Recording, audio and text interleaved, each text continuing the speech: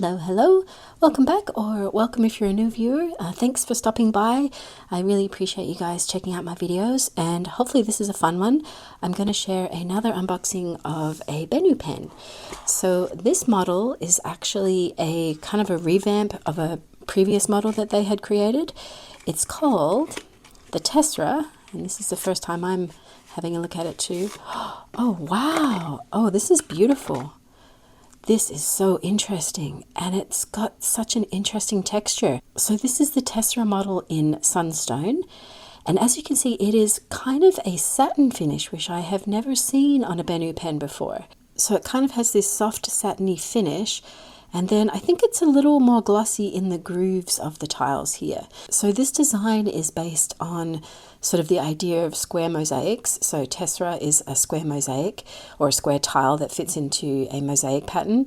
And I think they released it maybe back in 2019, a different version of this. I'll pop up a couple of screenshots of what they looked like back then. So I think they redesigned the clip here, and I think they also made it a little bit more ergonomic. But I am just so fascinated by this finish. It's actually quite subtle, and it feels so nice and soft, and I love the gold hardware on here. So this has a gold clip, and it has a gold band here on the outside as well as the inside, and a beautiful gold nib here. I mean, it's not gold, it's steel, but it's gold colored. And I chose the stub nib on this Benu just because I have never tried a Benu stub nib, and as I understand, I think you can switch these out with other Jowo nibs. So on the inside here, the finish is actually glossy, so the same kind of finish in the grooves of the Tessera pattern, and you can really see the gold in this glossy finish. It has little sort of, I don't know, little strips of gold in here. I think it's foiling that they've just sort of broken apart, but it looks really, really beautiful. And it's much less apparent in the body of the pen. You can definitely see it, but because it is more of a satin finish, it doesn't shine as much as it does on the section, and I really love that contrast. I think that's just beautiful. Yeah, so let's open it up and have a look. So we should have a cartridge converter in here. And we do, and so this is a Schmidt converter, but I believe the actual nib is a Jowo, a stub, 1.1 Jowo stub. Let's just open up one of my other pens just to compare the build of this. I think it's very similar to the Euphoria, but let me just grab my Earl Grey one, which has a very similar colorway. So I have my Benu Euphoria here. This one is an Earl Grey tea. And then this is the new Tessera model. So as you can see, they are quite similar. The Tessera model is a little bit shorter, and it also seems to maybe have maybe one or two less threads here on the section. But other than that, the grip section looks to be the same width. Let's take a look at the caps here, just out of interest. So the Benu Euphoria cap is a little bit longer, and the Tessera also seems to taper a little bit more. So they are quite subtly different, but different all the same. I think the nice thing about this model perhaps is that it is a little bit shorter. So if you find that the Euphoria is a little bit long for you, this might be a better fit. I think a lot of people tend to like the Talisman because it's a little bit shorter. So I believe this is kind of in between. I don't own a Talisman, so I can't totally be sure on that. As far as the colorways go on here, I think they are almost the same colored resin, this amber brown resin, and it is so interesting with this satin matte finish. You can see these side by side, just how glossy the Euphoria is, and then you can definitely see this sort of matte satin finish on the Tessera here. So this is a really good comparison if you're kind of wondering what that matte finish might look like compared to the glossy. There you go. Something else I just wanted to briefly chat about was that the sections on these pens, even though they look the same from the outside, actually have a little bit of a different threading inside, and I think it depends on what type of nib you order. So for example, this section is threaded to fit Jowo nibs, and when you select your nib on the Benu site, it actually gives you a bunch of different options. You can get the Schmidt nib with the Schmidt section, which would be like the fine, the medium, and the broad. And then they also give you the option to get a Jowo 1.1, a 1.5, or an elastic fine. But just to keep in mind that the ones that are the 1.1, the 1.5 and the elastic fine are actually Jowo nib sections. So this is the section from one of my Euphorias, which on the outside it looks the same, but as you can see, the Schmidt housing and the Jowo housing are very, very different. So you can't actually put the Jowo nibs into your existing Schmidt housing. You can see that it kind of goes in, but it doesn't actually thread. It just kind of goes around, and vice versa. You can't put your Schmidt nibs into the sections that are built for the Jowo nibs. But if you did get this section for the 1.1, you can put in, for example, Estabrook nibs. They fit fine because they have a Jowo compatible housing. You can put in FPR nibs and just regular Jowo nibs. They will all go into this housing if you purchased the 1.1, the 1.5 or the elastic fine. So I am going to go grab a couple of inks for us to look at and see which one we should put in here, and then I will ink it up. So I picked out a couple of inks that I think will go well with this pen. So the first one is Cocoa Shimmer. So this is a gorgeous sort of red leaning brown that has a lovely gold shimmer on it, which I think goes actually pretty much exactly with this pen, the Colorway, which is quite lovely. Then I grabbed an old classic, which is Ancient Copper. This amber resin actually leans quite orange, so I think this is a wonderful match for this color of the pen. The next one we have is Colorverse Brunch Date. I think this is also a great match. It's really quite odd how this resin sort of shifts to the colors you put next to it. So it does have quite red orange undertones, and I just think that this ink would work really well with this colorway. Then we have Ferris Wheel Press Russet Typecase, which is sort of a match with the gold throughout the pen as well as the clip and nib. And this is quite a sort of subdued yellowy orange. I think it would just look quite lovely, and the classiness of the pen, I think that would look really nice with this. It's also a stub nib, so I'm not too afraid in putting quite a light ink in it because I think it will show up quite well with the stub. Then we have quite a departure from the color of the pen, but I think it's a lovely contrast.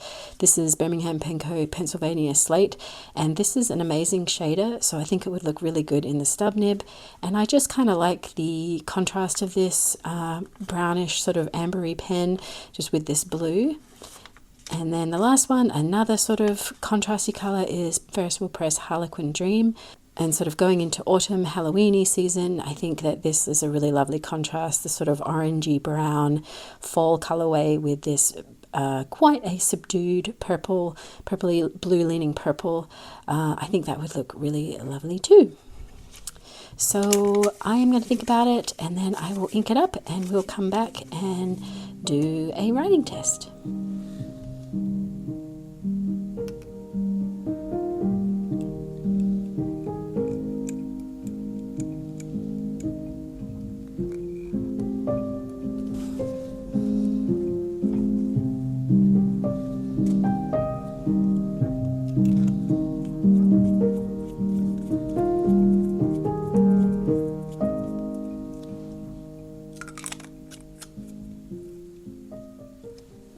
So the color I decided to go with was the Russet Typecase. I think it's going to be a beautiful match with this pen, and also with the stub nib. It's going to be nice to be able to write in a bit of a lighter ink and still be legible.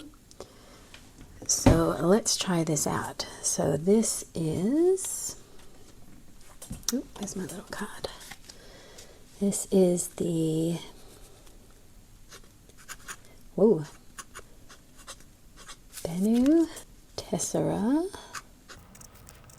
So I don't actually write much with a stub nib, so I'm not sure how my writing's going to look. Let's try it. So I'm doing sort of an underwriting technique here because I'm a left-hander. So to get those big broad strokes on the stub nib, I'm kind of holding it straight up and down.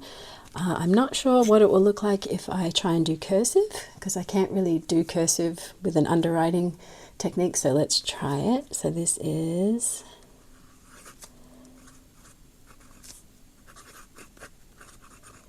Sunstone. So I don't think I'm very good at using stub nib with cursive. It's just such an interesting sort of nib because it's so sharp on the edges. I mean, it does have it is a rounded stub nib, but it's just so thin. So I think I'm going to have to practice at that. I do like doing the underwriting with the thick downstrokes. So I'm definitely going to be using it for that, but I'm not sure if I'll probably be doing cursive or any other. I think I'm going to try and stick to this sort of underwriting technique with the stub nibs. I do actually have one other stub nib. It's a TWSBI, and I want to compare those two just to see if they are similar. But it does feel quite lovely if I underwrite. I'm not so comfortable with it at a different angle or overriding with it. So let's write this out. So Sunstone, and this has a stub 1.1 nib, and it is laying down quite a lot of ink, which is beautiful, and this ink really shades well, so I'm really loving that. And then our ink is, oh gosh, I'm not sure how to I guess I'll just keep underwriting. The ink is there's, well, let's just try. I'm going to try it sideways. Ferris wheel press. So that's quite interesting going sideways as well. So instead of our thick downstrokes, we have our thick cross strokes, and we have russet typecase. So let's try this again.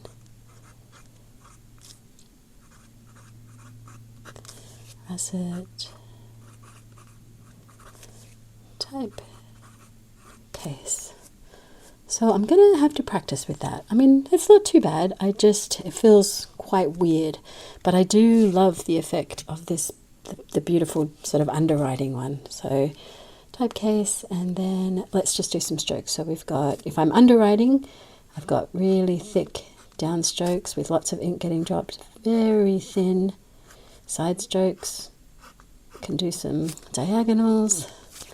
If I underwrite with some figure eights, and it is kind of quite sharp at the bottom. It's very interesting. And then put a color in. I mean, I don't know if you can hear it on the paper, but those, you can see it kind of catching. It is smooth. I'm not saying that it's sharp in any way, but because it's so thin on those horizontal lines, it's just not something I'm used to. Okay, so I think that ink is absolutely gorgeous. I want to just get out my other stub nib just to see. Oh, I'm sorry, I'm not sure if I was in camera that whole time. I apologize for that. So I wanted to just have a look at comparing it to my TWSBI, which is the other stub nib that I have. So we can see, I mean, the TWSBI is quite small, but I do believe that maybe the Benu one is a little bit bigger. I think they're both 1.1s, but I think it looks a little bit bigger to me. So let's just have a look at that and see if they're very different. So here is our Tessara. And then we have our Eco. Yeah, so the Eco seems a little less wide, a little bit thinner. Oh, they are quite comparable. I was going to say that maybe this is a little more slicey, but the Eco is about the same. Yeah.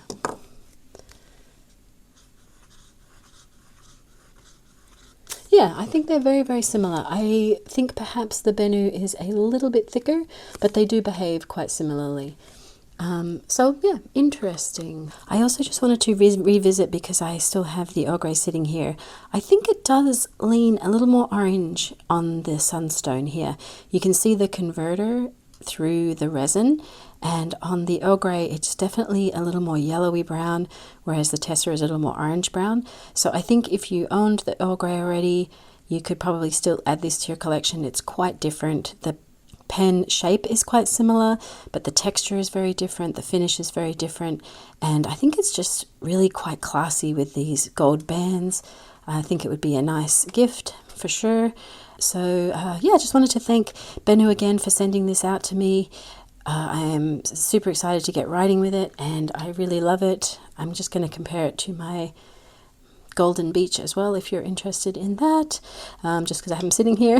And yeah, so thanks guys for joining me. Let me know if you tried the Tessera or if you're interested in getting it, or if you have one of the other colorways.